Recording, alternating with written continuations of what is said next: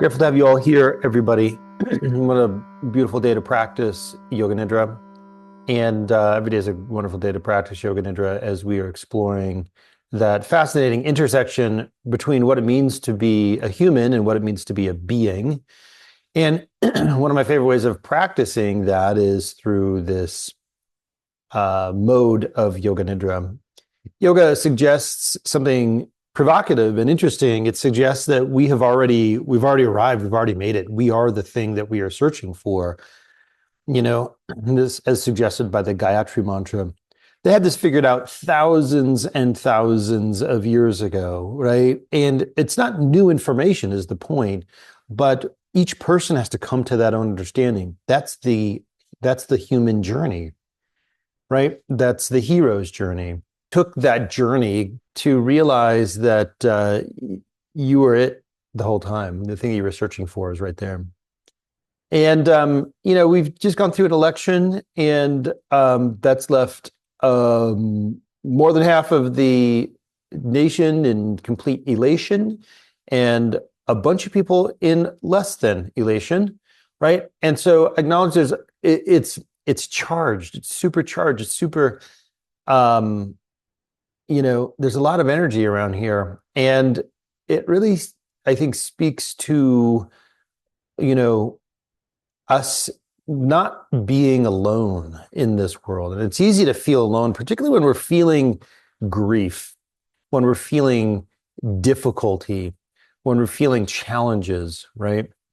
So about 2 years ago, we went to go pick up our puppy. We bought a puppy, an Australian Cobber dog.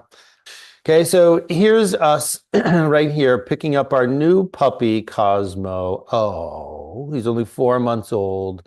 And this is our family pick of around Christmas time, 2022. We went to Barcelona to pick up our dog. And one night, Seneca was hosting a coaching session in the hotel room. And so it was requisite that Elio and I spend a couple hours outside of the outside of the hotel room. So we got to have a little guys' night out, Elio and I. He's 7 at the time. We found kind of an avenue down to a beach, and we're like, oh, cool, we're going to go down to the beach. So we go down to the beach, and we're sitting there, and we're literally by ourselves. We just totally separate ourselves from everybody else. We're sitting there on this beautiful beach. The moon is up there.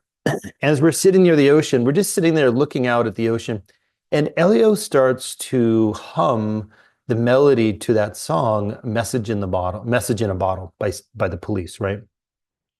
And I was super impressed, because it's one of my favorite songs, but I was super impressed that Elio had even been introduced to such fine quality of music. And he said, I remember the song, but I can't quite remember the words. And so God bless iPhones, pull up the phone, and I pull it up on Spotify actually, and we start to listen to this music, Message in the Bottle, and we start to read along to the lyrics together, right? And I have heard this song literally thousands of times. And yet, that night, Elio and I were sitting there on the beach. We sat there, arms around each other, singing the song start to finish, fully throated and loud there on the beach. It was the sweetest thing ever. And again, I've heard that song a billion times, and yet for the first time, the lyrics really, truly landed for me. So at first in the song, Sting, starts off with this lament, feeling more loneliness than any man could bear. And this chorus is crying out, I'll send an SOS to the world.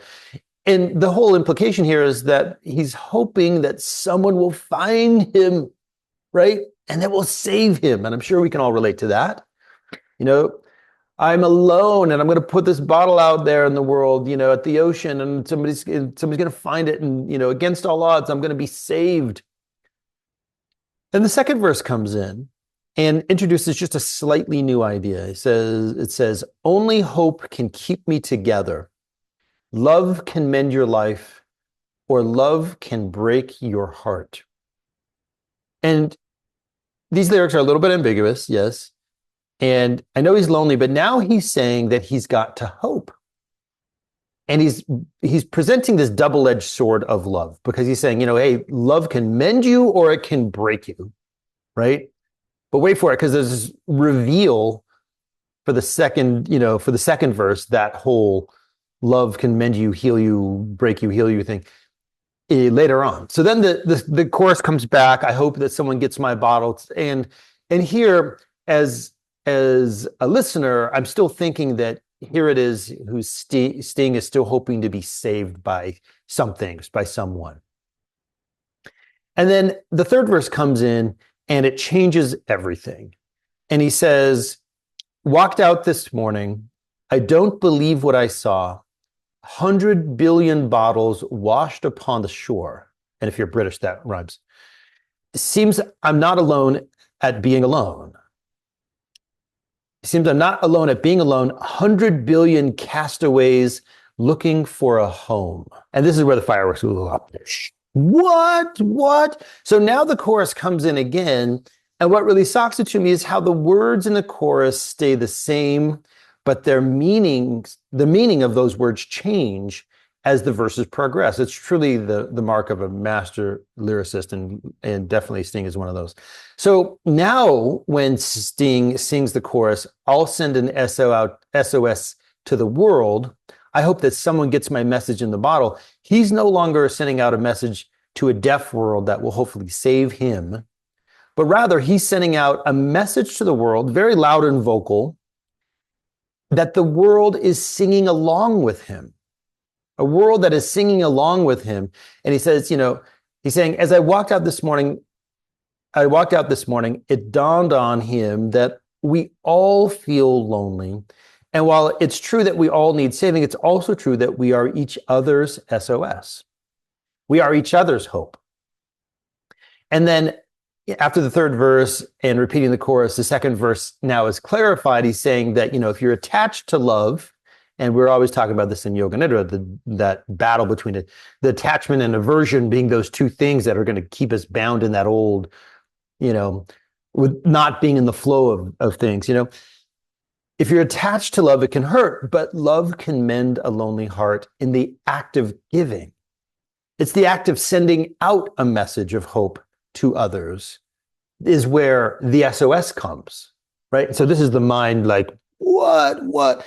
And in the off chance that we didn't pick up on that cue, he sings, I'm sending out an SOS. I'm sending out an SOS.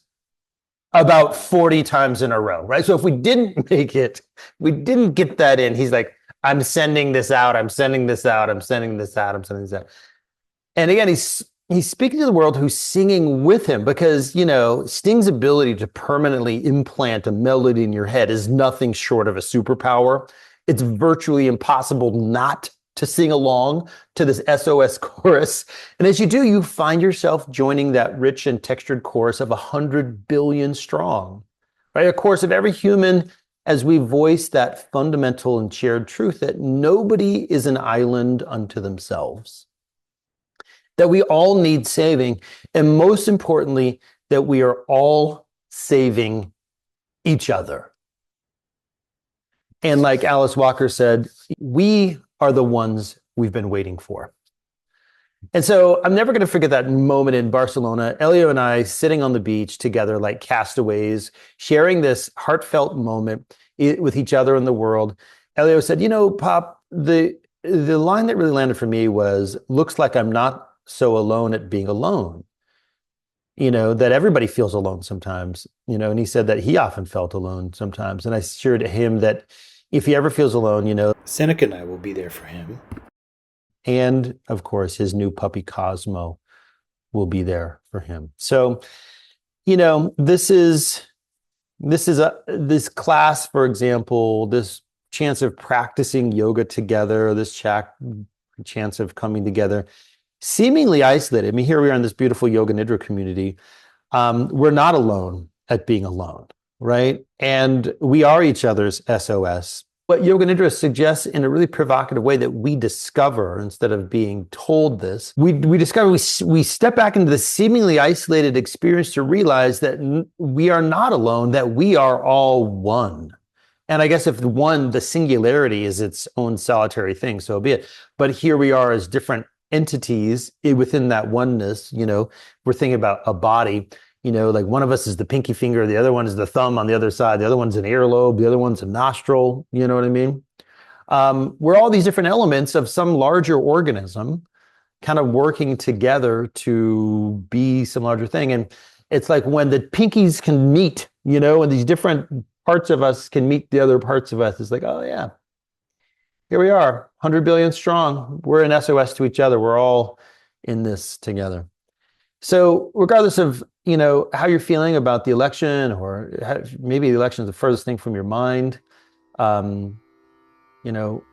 we're all going to have these moments of feeling alone, and yet we are each other's SOS. And, happy to be in this journey with you.